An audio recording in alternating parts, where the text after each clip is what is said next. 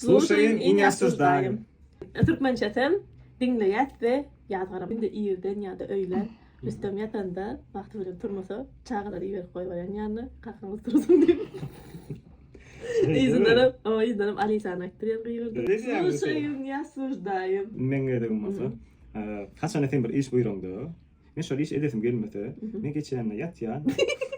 Tamam diyen kellem ağır yani. Слушаем, но не осуждаем. Bilmem böyle. Telefon boykot ya.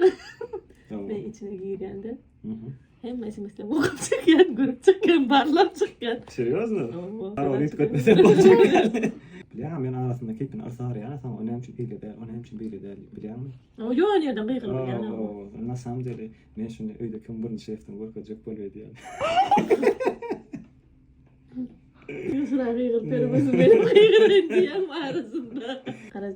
Arasında akşamlarına yatağımızda berken duruyordu. Bir gedek duran, iki gedek duran, üçüncü gedek duran. Ağla oturanım bolsa yatar şekilli böyle üstten turup seyreder yani. Şey değil mi? Metin hiç var, hiç kaçan hiç ya da hiç saat deyip anlamak biliyorum. Yani arasında kalması bu. Öte doğup sağım için Allah yani. Niye daldırdım? Ne yapayım tuvalette içim ağrıyor ya deyip oturuyordu mu? 2 saat. Nasıl yapayım telefonla uyumayın. Ay. Telefonla gidelim. Şef aktı koymadı oraya mı lan?